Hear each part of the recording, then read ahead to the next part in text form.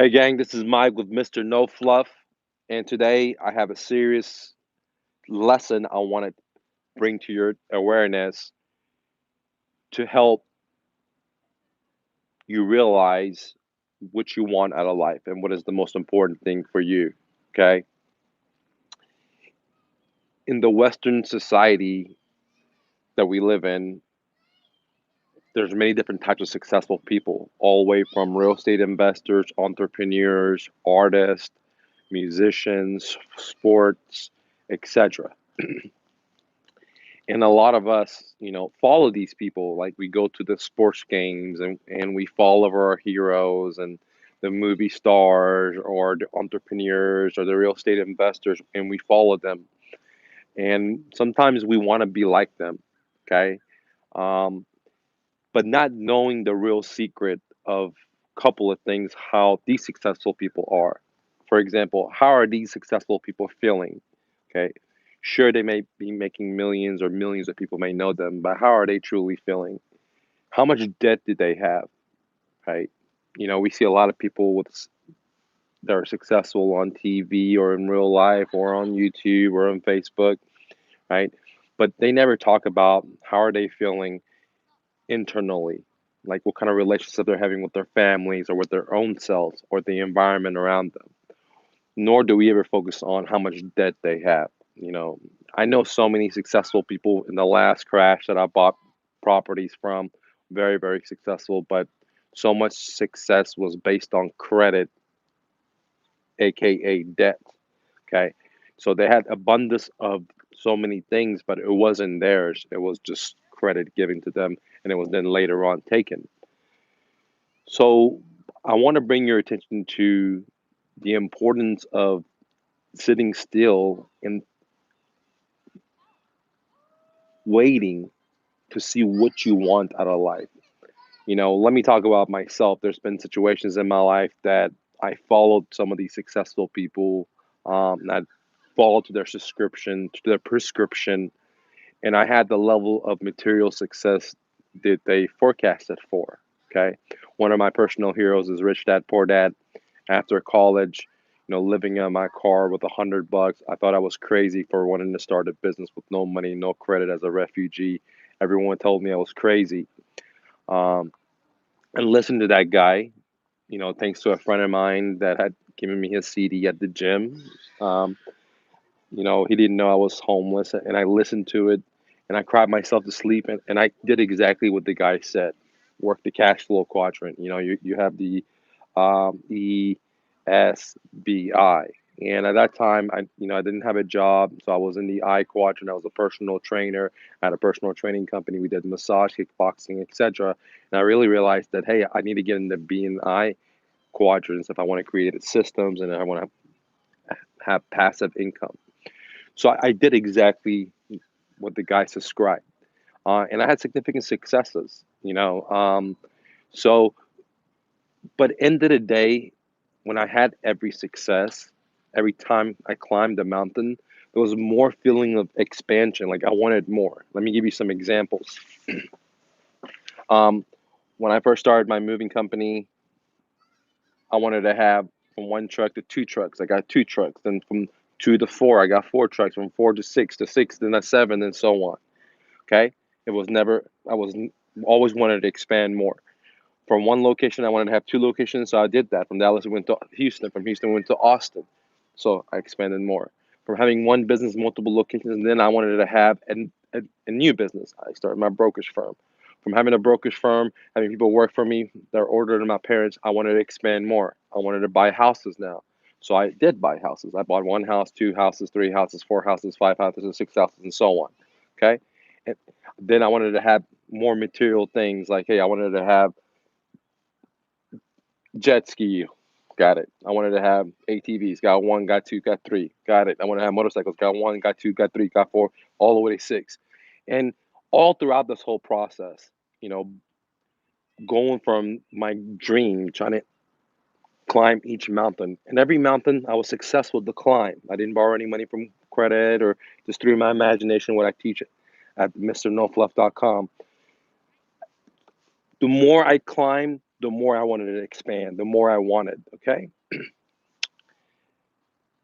whatever, from material things, from buying my dream car to toys to businesses. And the problem was that, you know, this is the secret that successful one people won't tell you is that how did they feel, right? I mean, like when I read Rich Dad and Poor Dad, I didn't really think about this part that I'm sharing with you. That hey, I can get the material successes if I follow his plan, which I exactly did to the teeth. And thank you, Rich Dad, it worked for me. I went from living in my car with $100 to having three businesses, and it did work. It had to work, you know. I didn't have to, you know. I'm not saying it was easy. I had to put a lot of work in, use imagination and creativity. I didn't go to a bank like his prescription, but everything else I did to his prescription minus borrowing money. Um, that every time I got to a mountain, I always want to expand. It was like a never ending. If I had one location, I would have two, two to three, one business to two, two to three, one house, and so on. And then the realization of when is it going to be enough? How much? I mean, when am I going to have enough expansion? Like, you know, to win, to win. It's like a never ending and never ending. Okay. And that's when I realized that, hey, you know, I have a disease, right? I have a disease of if I have more than the other guy, I feel good, right? You know, like, hey, I'm better than that, or I'm better than this guy or that girl because they only have two houses and I have so many, or they only make this much money and I make this much money, or, you know, or those kind of things. And I really realized that I do have a sickness, and that no matter how much I ascertain or how much I gather, how much I collect, it'll never be enough, dude. It'll never be enough. I mean, it'll never be enough. And that's one of the secrets I'm trying to explain to you that successful people don't tell you is that how much chaos is going inside of them. They may have all the material things in the world that mean you dream about, but how much is it going inside them? Okay. And the debt they may have. Okay. I was very lucky because coming from a third world country, I knew that I didn't want to get into debt. You know, that's because this is the way my parents were brought up. But, you know, I see a lot of successful people now that I know they're very successful. They have millions and millions of dollars. But the thing is, millions of those assets are owned by someone else, a bank, a creditor. So it's really not their assets. And that's something they don't talk about, right? And the other thing they don't talk about is the side effect of the success that they get. Okay. And I'm not going to talk about that. I've already done a video about that. But I want to talk about the debt and then how they feel inside. Okay. Because they never forecast that out. They never come out and tell you, like, hey, man, you know, getting all these material things is great. And I did it. But I didn't feel happy in a sense of I constantly wanted to expand, get more, get more. I mean, it doesn't matter. If I want to have 10 cars, I get 10 cars and I want to have 11. And it's like, with all that gathering came a lot of weight because I was separating myself from so many people. Okay, well, man, these all these people are hitting me up. They want something from me. Or man, my family wants something from me. These people want something from me, or I'm better than them, or because I have this many businesses and they don't, or you know, and all that weight was just fucking me up in a sense that I wasn't happy. I didn't know the meaning of life. I had all these material things that TV and YouTube and college told me that if I work hard, I can get that. And I have these things, but life is not complete. You know what I'm saying? Um, and then, you know, I'm so glad that I have the courage to, you know, be flexible, you know, and the root. You know, I worked so many years to build these trunks, these trees with massive roots. A little fortune, you know, as a refugee to America, and just to give it all up to homeless people and just go into isolation, man. You know, into the woods, into the camping sites, and just stay away from anyone and everyone I know, and just be with myself, like Christ did, like Buddha did, and really understand what am I trying to do here? You know what I'm saying? Like, what, and um, so I guess what I'm trying to explain to you guys is that successful people can have material success, but they may not have internal success. So whenever you're pursuing which path to go, please understand that you have to analyze both situations, not only the material successes and all the glamour and cool things that it brings you, but there's also that internal success. Okay. Uh, and my job now is to understand this part because I know I can materialize things out of my brain just like you can. And that's why I'm here to teach you that you can materialize things out of your brain. You're not an A, B, or C. You're not a credit score. You're not a debt to income ratio. You're not credit where none of those things matters. All you gotta do is just close your eyes like I'm doing and just visualize what needs to be done. And then you can do it, dude. And that's all it takes. And whenever you do that, I think you're gonna have the most amount of success in life, guys, to be whatever you want to be, especially in these Western countries where we have total freedom, right? Or as much freedom as we can. We know we don't have total freedom, but as much freedom you can be whatever you want to be. So don't get trapped into uh, the stereotypes. Don't get trapped into the A, B, and C. Don't get trapped into, you know, the pre-made road because going that way, you're gonna be on Prozac. I mean, like you're gonna be on some antidepressant. I mean, like I was hearing my guru talk about 70% of people in America are on some kind of pharmaceutical make happy.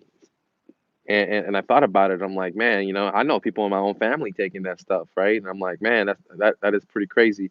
And as young kids, like, here, take this, take this, take this. Like, if pill's gonna solve something, or if a lump sum of money is gonna solve something, yeah, it may solve something for just a short period of time, but the major problem still exists. So, I want to tell you that you can do anything in America in any part of the world. You are more powerful than any supercomputer.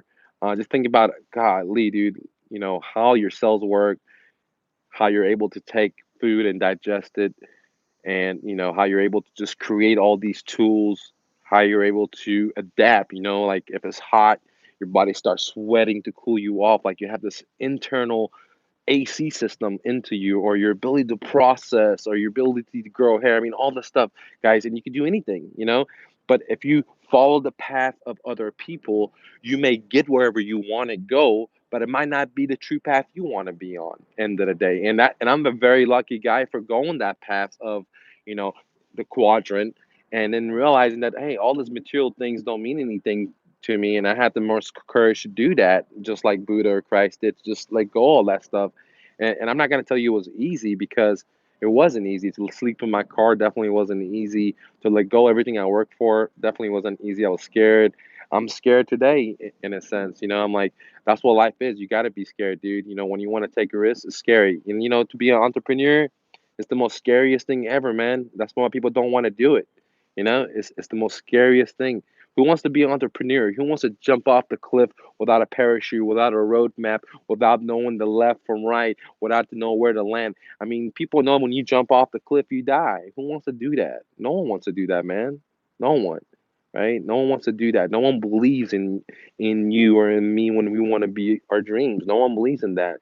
Like my parents didn't even believe that. My family, my brother, my cousin, none of that people, man, right?